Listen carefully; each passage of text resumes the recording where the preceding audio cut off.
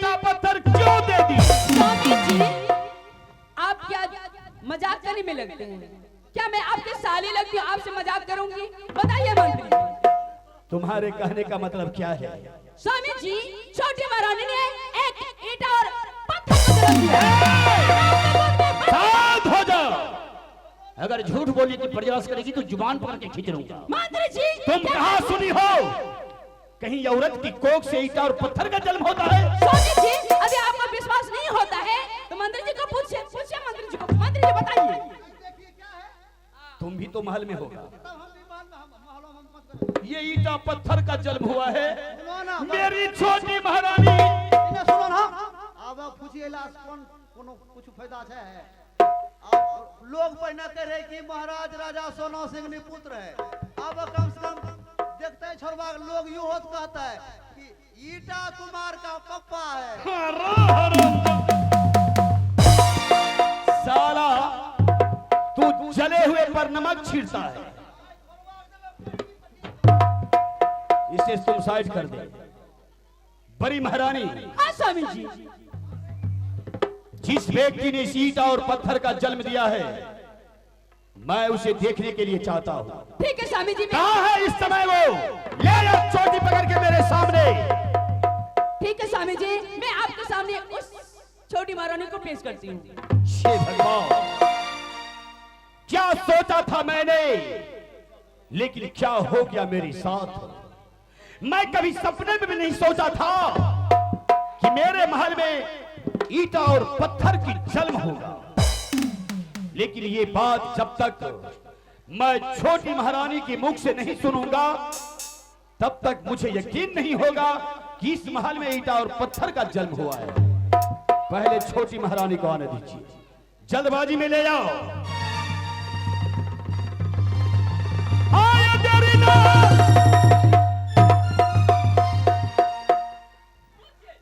तुम शांत हो जाओ, शांत हो जाओ। ज्यादा छटपट की तो टांगे तोड़ दूंगा।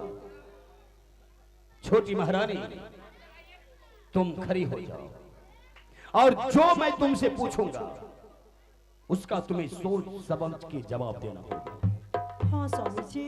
मैं परसव के बारे में जानने के लिए चाहता हूं। मैं परसव के बारे में जानने के लिए चाहता हूं तुमने क्या जन्म दी हो? स्वामी जी, मुझे कुछ भी पता नहीं है कि मैंने अपने माल में क्या जन्म दिया हूँ या नहीं। क्या? हाँ स्वामी जी, परसव के बारे में तुम्हें कुछ मालूम नहीं है? कुछ पता नहीं। क्या जिस समय तुम बच्चे का जन्म दे रही थी उस समय तुम्हारे आंखें बंद थी? स्वामी जी, हाँ मेरी आंखें बंद थी क्योंकि मेरे आंखों में 7 पट्टियां बांधे हुए थे। क्या?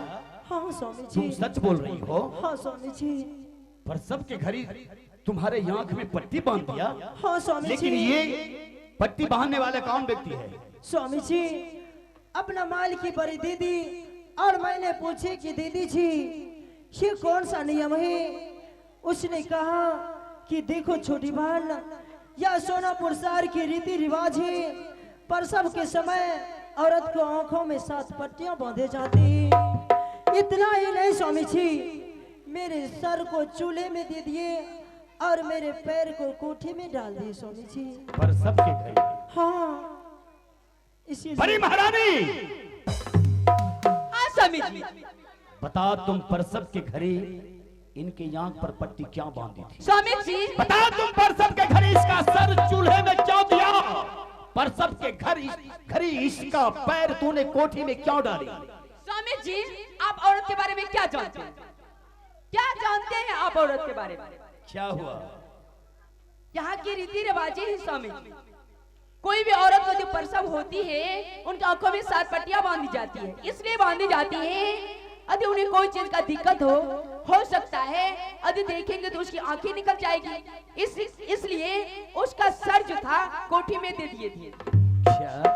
हाँ, और पैरों को चूल्हे में दे दिए गए थे। तुम झूठ नहीं बोल रही हो? क्या मैं स्वामी जी कभी झूठ बोली हूँ? बताइए, आप लोग देख रहे हैं, क्या मैं झूठ बोलती हूँ? मैं सती सावित्री हूँ स्वामी जी। आप तो जानते हैं मैं कितनी अच्छी हूँ।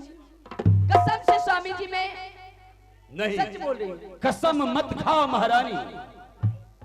तुम कभी झूठ नहीं बोलती तब स्वामी जी और मुझे पूर्ण विश्वास है कि इस महल में छोटी महारानी की कोख से ईटा और पत्थर का जन्म हुआ। हाँ स्वामी जी जरा तुम पीछे हट जाओ। नहीं स्वामी जी, नहीं। हट जाओ। हरामजादी कहीं की। जंगल में जलने वाले दीप कभी महल में रोशनी नहीं करता। मैं अगर ऐसा जानता कि तुम मेरे महल में आके ईटा और पत्थर की जन्म देती, तुमसे हरामजादी मैं शादी नहीं करता। लेकिन आज इस महल में तूने ईटा और पत्थर का जन्म देके मेरी नाक कटा दी। आज तुम्हें मार मार कर इस महल में हरामजादी मैं तुम्हारा जान फेंक लूंगा, बर्बाद कर दूंगा।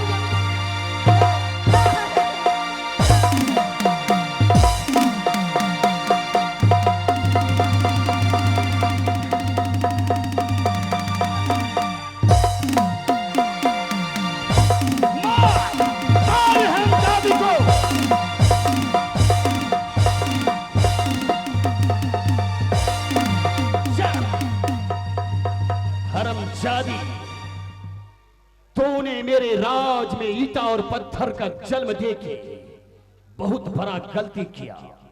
आज दिन से इस महल में रहने का तुम्हारा कोई अधिकार नहीं है। स्वामी जी ये तो अच्छा हुआ कि हम तीनों जान रहे। यदि आगे प्रजागण जानेंगे स्वामी जी, आप पर तो थूकेंगे स्वामी जी। तुम सही कहती हो। क्यों नहीं? ये तो बड़ी महारानी, मेरा आदेश है इनके शरीर पर से राजरी पोशाक उतार लिया जाए और इसे भंगी फूटी साड़ी पहना के सदा के लिए इस महल से सुंदरवन जंगल भेज दिया जाए। और तुम याद रख, उस जंगल में कोई महारानी के नाम से नहीं जानी जाएगी। उस महल में, इस महल से तुम जा रही हो उस जंगल में तुम